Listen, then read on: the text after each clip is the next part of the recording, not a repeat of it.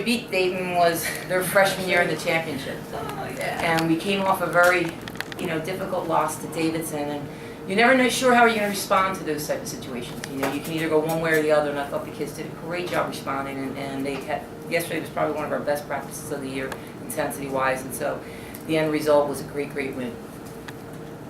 Yeah, I mean, it was a great day celebrating us, and, we've been through a lot, especially this year, but I'm really glad that we fought as a team to really, make today the best it could be. I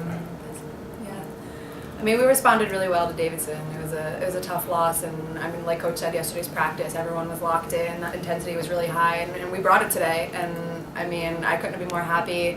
It was a great senior day, thank God. But it was a lot of fun. Yeah, I mean, it was a great way to go out. I think our teammates and everyone wanted it bad for us, and especially coming off after Davidson. I think we were really locked in, and it resulted in the win today.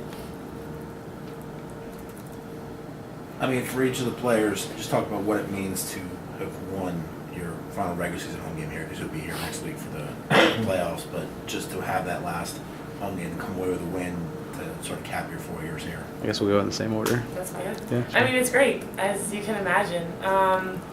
And I mean, like Coach said, last time we beat Dayton was 8-10s our freshman year, and so to kind of see it come full circle a little bit, it's pretty cool. And yeah, I mean, our teammates were great, like Burns said. They really wanted it, and today we fought really hard. It was great. Yeah, home games are a lot of fun. I mean, we play well at home. It's just pretty obvious, but everyone's really locked in. Everyone just loves home games and fire drills. No, but it's just a lot of fun. I mean, the atmosphere is great, and I mean, it's just a lot of fun. Yeah. Piggybacking off of Hannah, the atmosphere was great. To have everyone, family, friends, all be in the stands, cheering us on. Yeah, it was a great memory. Yeah. I'm playing catch up just on this. Coaches mentioned me early in the season how you three guys already graduated last year undergrad and now are graduating for your masters. I mean, that's unheard of in a sense. I mean, most kids focus on athletic first and academic second, but you guys have at least an equal amount. Coach may think more basketball, but I mean, that's unbelievable. The three of you graduate together early and then also get your master's early. Just talk about that, and decision to do that when there's so much on the court you have to focus on, but to do the academic stuff off the court as well. I think it really speaks to, everything Coach Gaitley preaches, and, this program, it's about creating the best person you can be. So she's really hard on us on the court and off the court, but in the best way. I mean, I know we all have high expectations for ourselves as a result of that, and I mean, our hard work in the classroom and on the court has really paid off the last 4 years, so we're just grateful for the opportunity. Yeah, I mean, we like being busy. I mean, the last 3 years we were always in classes, running back and forth, and there was never any downtime.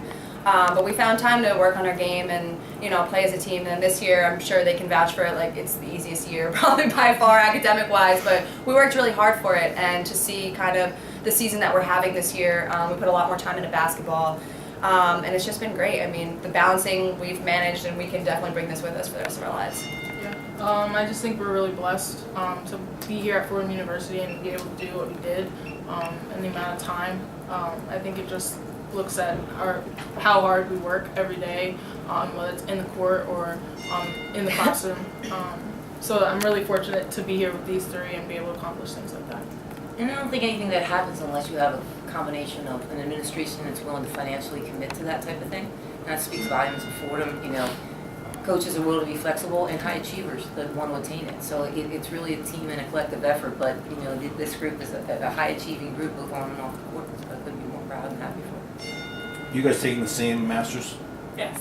You're in the same classes? Yeah, Yeah, which so is yeah. very helpful. It's helpful because, we obviously, especially now, have a hard traveling bit around here with the A10s. So, it's nice being able to have our teammates in the classroom where we can meet up for projects and not really have to worry about getting down to Lincoln Center too much out of time of class. So, it's been great. Coach, you said it before, but everyone talks about their graduate transfers come in, or maybe kids redshirts for a year because they're hurt, but they weren't hurt, they weren't transferred in here. That's 3 of them.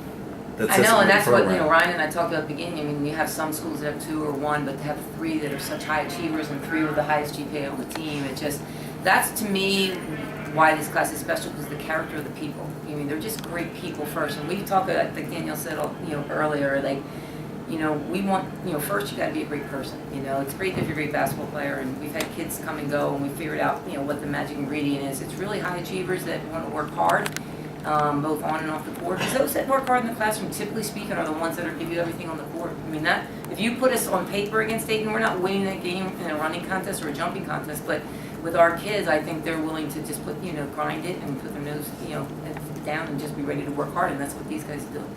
You guys have had so much tape to look at Dayton. You know what they present. You know why they're top of the league. What game plan do you have coming in? And you obviously executed it, but walk us through that. I'll start with stuff. The game plan number one is to keep them off the boards.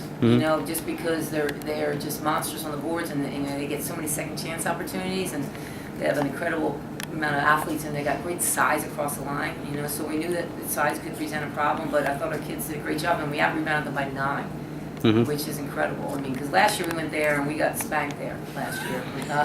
It was difficult. That was our last game, I think. And so that was hard to swallow heading into the conference tournament. So to be able to have, to play this way, and we've been hard on the kids. Like the last couple of weeks, we played 3 great games, and then we go to Davidson and decide to not show up defensively. And then I said, guys, the 3-4 games we played such good defense. Like, are you hungry or are you satisfied? Satisfied is Davidson.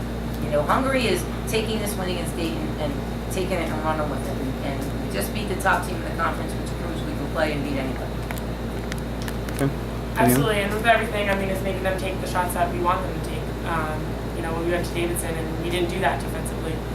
So it was awesome seeing everyone locked in, and really, forcing their post players to not battle inside, but take those jump shots. And 0 hitter shots in the beginning, but everyone else picked up where they needed to, and we all were able to come together and do the right things. It was great.